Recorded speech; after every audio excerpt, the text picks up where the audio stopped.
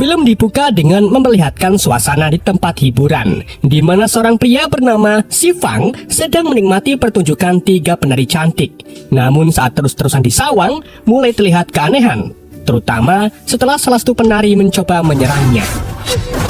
Alasan penyerangan itu karena para penari ingin merebut cincin milik Si Fang atas perintah tuan mereka. Karena hal itu pun, pertempuran sengit antara mereka pun terjadi.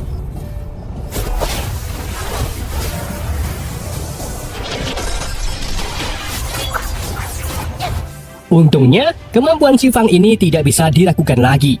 Dengan menggunakan cincin saktinya, Si Fang bisa menciptakan portal ajaib dan memunculkan monster elemen api yang langsung meluncurkan serangan fatal ke 3 wanita tersebut.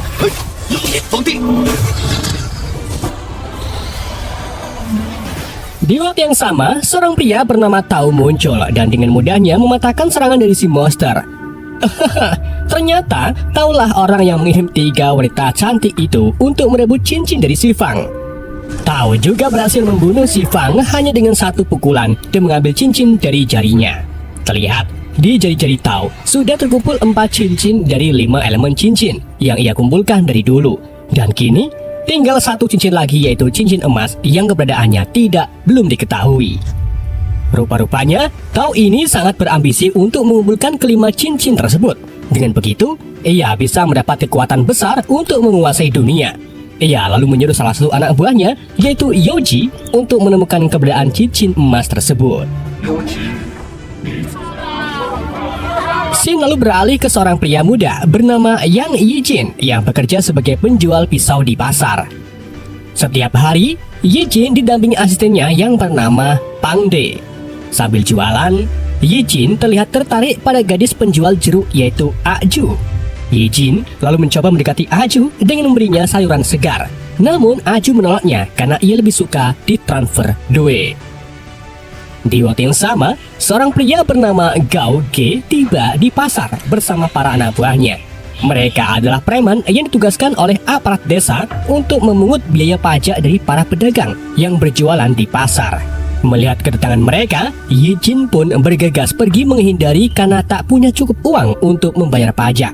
Para preman itu pun bergegas mengejar Yijin dan mengepungnya. Bahkan, Goge juga melemparkan kapak ke arah Yijin yang mencoba melarikan diri. Tapi tiba-tiba, kapak itu tak mengenai Yijin dan mental ke arah yang lain. Goge dan anak buahnya pun tercengang melihat kejadian tersebut, sedangkan Yijin menggunakan kesempatan itu untuk segera melarikan diri. Di sisi lain, ayah Yijin yaitu Loyang melihat anaknya dikejar-kejar oleh preman pasar. Jadi ia pun menghentikan mereka dan memberi Gauge uang untuk membayar pajak Yijin. Tapi para preman itu merasa diremehkan karena uangnya terlalu sedikit dan mulai memperlakukan Loyang dengan kasar. Di saat yang sama, Aju melihat kejadian tersebut. Ia pun segera bergegas membantu paman Lau dan mengantarkannya pulang. Di samping itu, Yijin yang masih lari dari kejaran para preman tiba-tiba terpeleset saat melewati seorang kakek-kakek tua bernama Zhang yang sedang duduk di atas gerobak. Yijin lalu memarahi kakek itu karena membuang kulit pisang sembarangan. Tapi tanpa diduga, kakek itu cukup kuat sehingga bisa melawan Yijin. Di saat itulah, kakek Zhang sadar kalau tubuh Yijin cukup kekar dan menawarkan Yijin untuk berlatih dengannya sehingga nantinya bisa menjadi pendekar tak terkalahkan. Kakek Zhang lalu memberitahu Yijin untuk menemuinya di kota Ping-On jika ingin mengubah nasibnya. Setelah itu, Zhang tiba-tiba menghilang begitu saja, seolah-olah ia bukan manusia biasa. Di malam harinya, Yijin baru sampai di rumahnya dan tak sengaja berpapasan dengan Aju yang akan pulang setelah merawat Loyang. Aju kemudian mengandani Yijin agar lebih peduli dengan ayahnya jika tidak ingin menyesal nantinya. Tapi Yijin malah terlihat tak peduli dengan nasihat si Aju. Ketika Yijin masuk ke rumah, ia cekcok dengan ayahnya setelah mendengar Yijin ingin berguru bela diri dengan Zhang. Yijin sangat bersikeras untuk berguru sehingga tidak ada lagi yang akan menghina ataupun menindas mereka lagi. Meskipun ayahnya melarang, tapi Yijin tetap berangkat menuju ke kota Ping-On.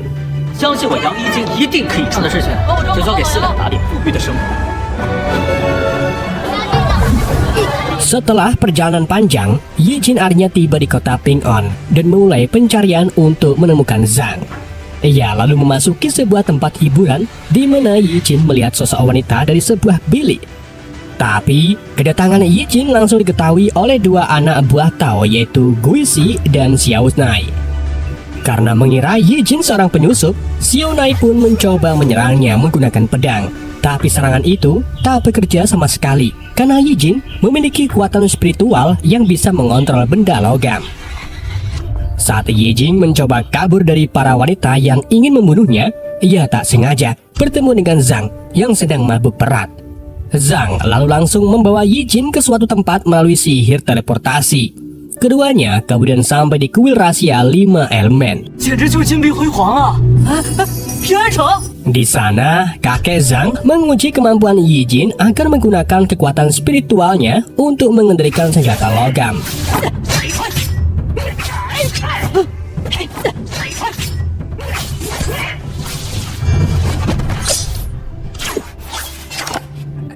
Setelah melihat kemampuan Yi Jin, kakek Zhang pun memberinya cincin emas dan menegaskan kalau ia diterima menjadi muridnya dengan satu syarat, yaitu Yi Jin harus melindungi cincin tersebut agar tidak direbut oleh orang yang menggunakan kekuatannya untuk hal-hal jahat. Kakek Zhang juga memberitahu Yi Jin tentang Tao yang sudah mengumpulkan 4 dari 5 cincin elemen yang rencananya akan digunakan untuk menguasai dunia dan memusnahkan manusia. Di sini, Yi Jin segera mengembalikan cincin emasnya karena sadar dirinya tidak bisa melawan Tao yang merupakan master bela diri tingkat tinggi. Namun kakek Zhang memberitahu kalau itu sudah takdir Yi Jin karena memiliki kekuatan spiritual logam sehingga bisa menggunakan kekuatan cincin emasnya.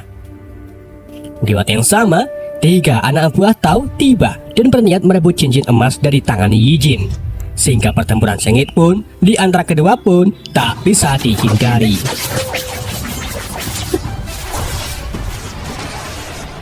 Dalam pertarungan itu, Guisi dan Xiao Nai tampaknya kesulitan menghadapi Zhang yang memiliki seni bela diri tingkat tinggi. Di samping itu, saat Yoji sedang bertarung dengan Yi Jin, ia malah salvok ke pergelangan tangan Zhang yang memiliki sebuah tanda. Sedangkan Guisi menggunakan kesempatan itu untuk menyerang Yoji. Hal itu dilakukan karena Guisi memiliki dendam pribadi dengan Yoji yang menjadi murid favorit masternya. Guisi lalu lanjut menyerang Yi Jin dari atas menggunakan kekuatan apinya. Yoji kemudian memanfaatkan kekuatan teleportasinya untuk menyelamatkan Yi Jin, sehingga mereka bisa melarikan diri darinya.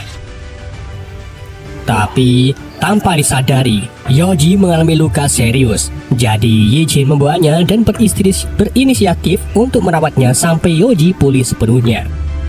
Keesokan harinya, Yoji akhirnya terbangun dan melihat Yi Jin yang sedang berlatih menggunakan kekuatan cincin emasnya.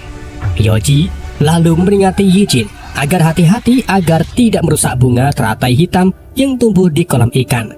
Karena bunga teratai hitam itu adalah tanaman yang memiliki kekuatan spiritual yang luar biasa. Tak hanya itu, bunga tanaman tersebut juga hanya mekar setiap 60 tahun sekali. Yoji kemudian minta Yi Jin untuk menyerahkan cincin emasnya. Tapi Yi Jin enggan memberinya kecuali jika Yoji bersedia mengajarinya cara berteleportasi. Yoji pun sepakat mengajari Yi Jin berteleportasi. Tapi saat Yi Jin sudah menguasai ilmu tersebut, ia malah pergi meninggalkan Yoji dan kembali ke desanya. Sebelum Yi Jin pulang ke rumah, ia membeli gelang dan baju baru yang didapatkan dari biji emas yang ia ambil dari bunga teratai hitam. Sementara itu, Guisi serta Xiao Nai menemui Tao dan menceritakan tentang Yoji yang berkhianat karena kabur bersama pria pemilik cincin emas. Mereka juga membawa kakek Zhang ke depan Tao dan menahan si kakek di markas mereka. Tao lalu menyuruh Guisi dan Xiao Nai untuk melacak keberadaan Yoji dan menangkapnya. Tak lama setelah perintah itu, keduanya berhasil menemukan Yoji dan memulai pertarungan sengit. Tapi karena kondisi Yoji belum sembuh total, jadi ia pun tak bisa berkutik saat Xiao Nai meluncurkan serangan menggunakan teknik pamungkasnya.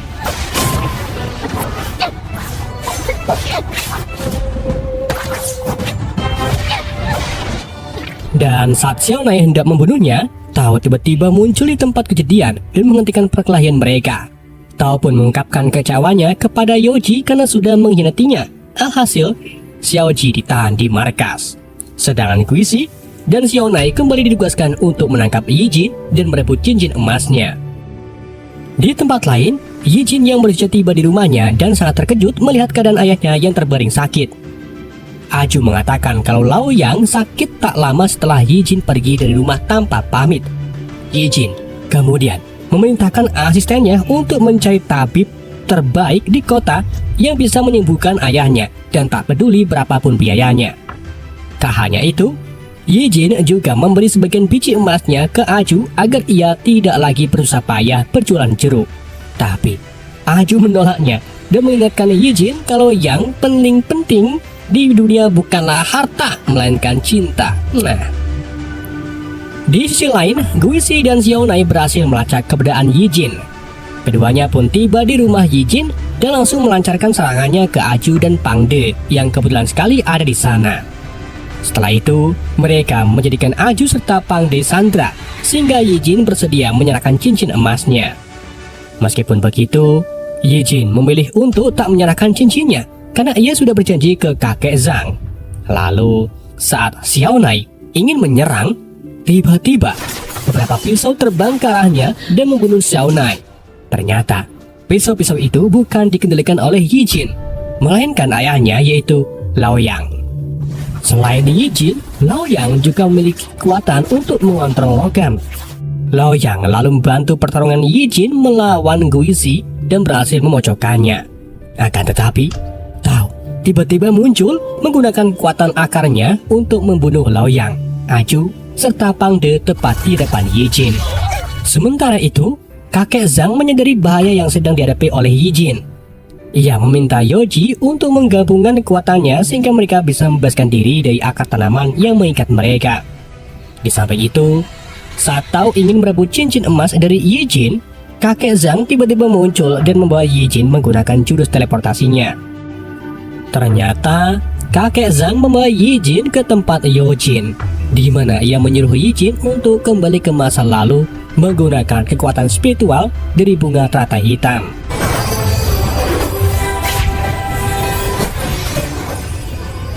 Mengikuti saran dari Yoji, Yi Jin akhirnya berhasil ke masa saat Tao duel dengan Si Fang. Saat keduanya sedang bertarung, Yi Jin diam-diam mengambil cincin api dari tangan Si Fang. Namun saat Yi Jin akan kabur, Guisi menyadari kehadirannya dan meluncurkan sebuah serangan ke Yi Jin. Sementara itu, di masa sekarang, ternyata Zhang sedang berkelahi melawan Guisi yang berhasil melacak keberadaan mereka. Yoji lalu bergabung untuk melawan Guisi sampai akhirnya kakek Zhang berhasil mengalahkan Guisi. Di waktu yang sama, Yi Jin yang berada di masa lalu menggunakan cincin elemen apinya untuk memanggil monster api dan mengalahkan Guisi.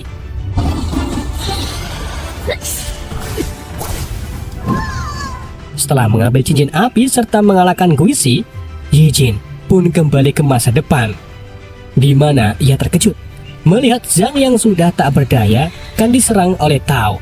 Sebelum menghembuskan nafas terakhirnya, Zhang menyuruh Yi Jin agar menyelamatkan Yoji yang kini ditawan oleh Tao. Selain itu, Yi Jin juga ingin membalaskan kematian ayahnya. Aju dan juga Pang De jadi yang memberanikan diri untuk menghadapi Tao. Singkat cerita, Yi Jin akhirnya sampai di tempat Tao dan menyelamatkan Yoji terlebih dahulu. Yi Jin lalu mengerahkan seluruh kekuatannya untuk mengalahkan Tao. Tapi, Tao sepertinya memiliki kekuatan yang jauh lebih kuat darinya. Alhasil, Yi Jin pun jadi kewalahan.